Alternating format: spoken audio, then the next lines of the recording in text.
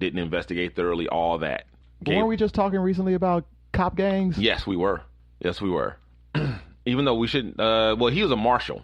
Not saying that he couldn't have been in one, but they didn't mention that. There's not a whole lot about him. But anyway, so let's rewind. She was married to this guy, Ian Diaz, or Ian Diaz is his name. She was married to him. She was like 24 years old at the time, and he was like 35, and he kind of swept her off her feet in a whirlwind romance type situation. They moved really fast. She said, like, on the second date, I think he told her that he loved her, and she didn't think he was odd or anything because she was just all caught up and everything like that. And caught up? Mm-hmm. Then they moved in together, like, not long after. And that's when the controlling behaviors and the red flags started popping up. But she kind of explained them all away and just kind of, she talked about how he talked her into leaving her job to take a job that paid $20,000 a year less at Disneyland Resorts. And that was a job that he formerly had. Okay. And the reason why now she knows was so that all his friends at that job could help him keep tabs on her. That's what that was about. Yeah, he also manipulative as fuck. Another thing he did, he also he pressured her to dress more sexy, and more, he wanted her to get a navel piercing and have these crop tops that show off her navel. And damn. Yeah. Wait, you ain't heard. Wait, that's just the tip of the iceberg, bruh. Then he started trying to pressure her to have sex with other men and let him film it. Film? Mm-hmm. Yeah, he wanted to record it. Damn. So she resisted it for a long time. And she even got to the point where she told him that if it kept up, that she would break up with him. But on one night, she said she was kind of a little bit bent on pain meds and or not, maybe not pain meds, but cold medications and some other things. She was under the influence, right? She was under the influence of some some drugs and had been drinking, and she been there. She caved in and she did it.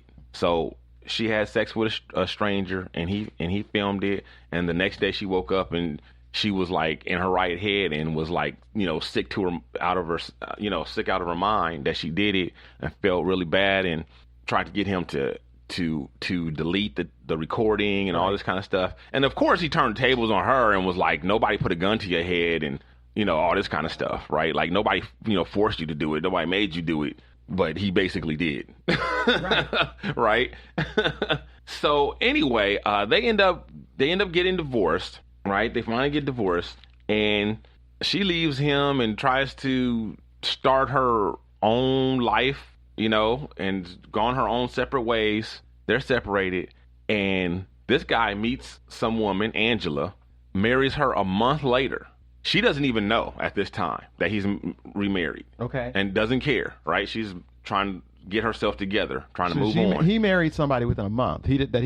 Wow. Yeah, this woman he just met, and married her in a month, right? So, yeah, it turns out that they're kind of two peas in a pod. Mm-hmm. So it turns out he found his soulmate, evil soulmate. The way she becomes aware of this new wife is because it's just the worst time for her to come, right in the middle of this. This one is particular because it's got a lot of detail. Exactly. So the way she becomes aware of this wife is because she gets served with some papers, restraining order.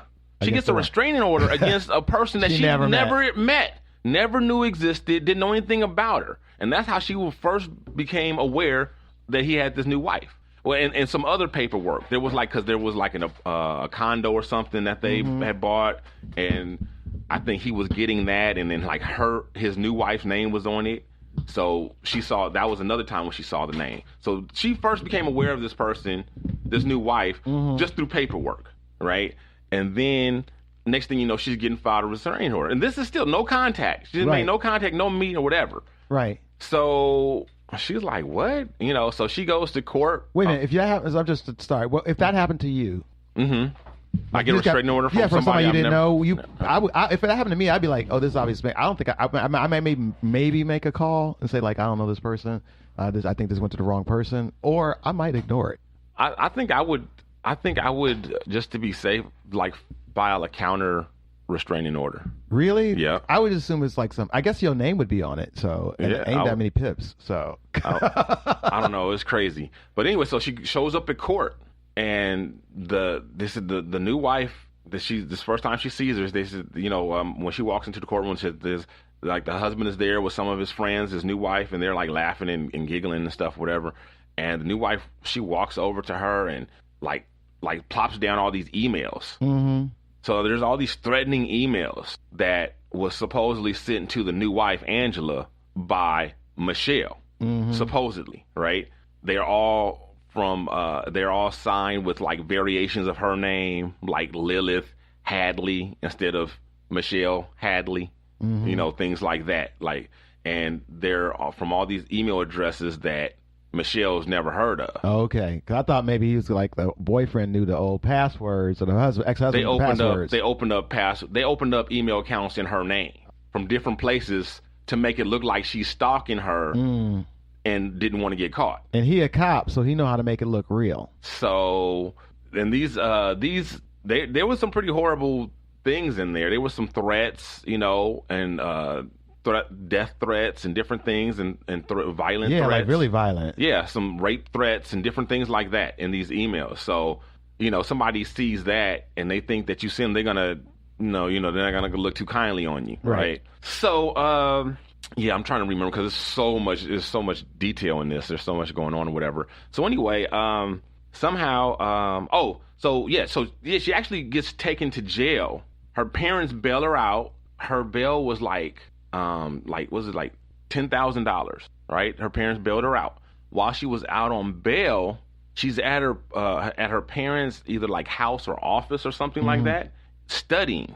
The police show up again and arrest her again because they find more email threats. No, what happened was the new wife, Angela, they called the police because she said she assaulted her or something. No, that she got kidnapped because she got kidnapped and almost raped because they put up an article on Craigslist pretending to be Angela, hiring somebody, saying that they want her to participate in a rape fantasy. So it's like, I have a rape fantasy. Come to this address or whatever and take me. So the police show up and her shirt's all torn and everything and all this and then they say they find this post on Craigslist by Michelle Hadley. Yeah, that Michelle put this post up. So they come and arrest Michelle for all these different charges, the stalking, harassment, the conspiracy for rape and all these things. And now her bail is like $1 million. Right. And her parents can't bail her out and pay for her lawyer. So she's in jail. They have to leave her in jail because they got to hire a good lawyer for her. So she can't get bailed out. So she's in jail. So then she goes into that experience of being in jail, being locked up, and she's she befriends this 85-year-old black lady who's her cellmate and this and that. First she's in there by herself, but then she gets the cellmate and she's in there for a couple of months. It turns out he's Morgan Freeman before she can get out. And they come. She's at the district attorney comes to her while she's still locked up and extends his hand and says he apologizes and he's gonna get her out. So they drop the charges, do whatever they need to do to get her out. And so she's exonerated. She's out. And then they spend all their time trying to keep her quiet. So they can investigate the cop and no, wife. No, not so they can investigate the cop. So they don't should embarrass the DA office. Yes. So the police department and the DA's office is not embarrassed. So they trying to silence her, right? That's some bullshit. Yeah, exactly. And so she's kind of going along with it because she's just happy to be out or whatever. But she tells them, like, if you guys don't tell what happened, I'm going to tell. I'm going to go to the media and I'm going to tell my story, what happened. Because she said even when she went to court to have everything dismissed or whatever, like he's been unscathed by this. They didn't even use his name in court. They used John Doe. See, I know this. They used his name. They called him John Doe in court. They didn't even say his name. And he doing all this. See, this is I hate when always we bring race into this, but I know the race of this person already. But I have to say that right now, this moment where I was like, I knew that they was at least not an African American woman, black woman, because they would have a megaphone on the corner of the 7th Fig going, this one right here, the police, the DA, they all did it. They was all in it together. Ain't nobody listen to my story, and we all be saying she crazy. Right. Well, speaking of black woman, what's up, everybody? I'm here. She been waiting for an end. Right. Exactly. I've been waiting. I've been just sitting here patiently waiting because this shit's crazy. Yeah. What the fuck, Dino? Well, no, yeah, that was the how they framed it. They tried to frame it as a love triangle. So I missed the beginning part. The husband was the guy that was doing it the whole time? Yes. Yeah. Who is And a cop? his wife. Though they were in on it together. Yeah. The ex-husband cop and the new wife. That What? he married a month after he broke up with this woman that he's Right. being crazy to. And come to find out What? that she was crazy and a criminal, and she had faked a miscarriage. She faked the miscarriage. Oh, she real life crazy. I think she actually had an abortion and said it was a miscarriage. And I think Wow. she tried to blame it on. I think she tried to say it happened during the attack or something like that. But she came forward. I guess they probably had beef or something. She came forward afterwards, and it also come to find out she had faked some checks. Oh, She faked was the just job. a fraud. A fraud criminal. She was. Con artist. She faked jobs. She faked a lot of stuff, and so that kind of shed some light on like, oh, this is how these two people ended up together after only a month, Right. Like two peas in a pod, Right. Yeah. They both That was a psychos. match made in heaven. That's what I said. Yeah. yeah, They were on the definitely. same plane. They deserved each other. And again, how petty is that ex-husband? Like he got a new wife. He got to torture. He got the property. He got the property. And he got to torture her. Like why? And that was the ex-wife?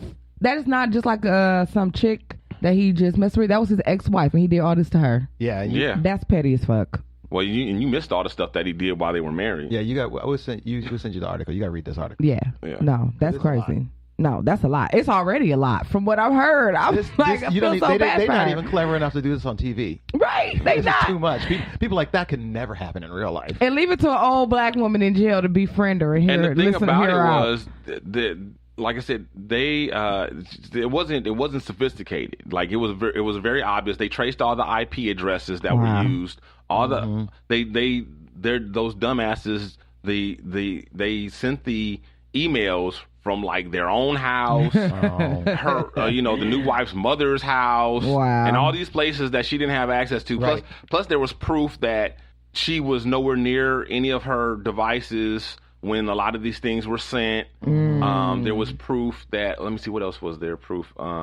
It was. She had a really strong case, Right. and so strong that she should never have been locked up. Yeah. If they had investigated at all, they would have found this stuff out before instead of finding it out after she was locked up. Wow. And then she would have never been locked up. Yeah. But they didn't do that to begin with. No, because why would a cop lie? Yeah. Right. Yeah. Exactly. And that is really They just had a his big back. part of this story that Yes. should not be overlooked. Not that I want cops to be distrustful, but the fact that cops are out there that are fucking it up for other cops. Right. That's true. Exactly. That's so true. Right. And this is and the benefit of fucked doubt up. only goes so far Right. for anybody. Yeah. You know definitely. what I mean? For anybody. And it's like nobody's above an investigation. Hell no. You know, I get mad on these, on a lot of TV shows. You see that people get offended. They take it all personally when, how could you act? Like, it's my fucking job. Like, I need to, I can't assume because I know you or we're friends that you didn't do something. Right. You know, I at least have to ask the questions. I at least have Exactly. to look into it. Yes. And if you're offended by it, then tough shit. If you're offended by it, then that's a sure sign that you're up to some shit. But I never mind God. the question. I hate the accusations. Yeah, there's a difference. There's definitely a difference. 'Cause Definitely. I worked at a job downtown. When I first got here, I worked at California Pizza Kitchen downtown, and my brother was my manager. And a woman complained about me because she didn't like me and I wouldn't give her free food. And she wrote a letter to corporate, an email. And so my brother's like called me into the office and said, I have to write you up. I said, I think you want to say what happened. But you're not going to leave and I'm going to write you up. Right. Right. Because that's some bullshit. Well, it's corporate policy that if somebody makes a complaint to corporate that we have to do something. We have to have an action.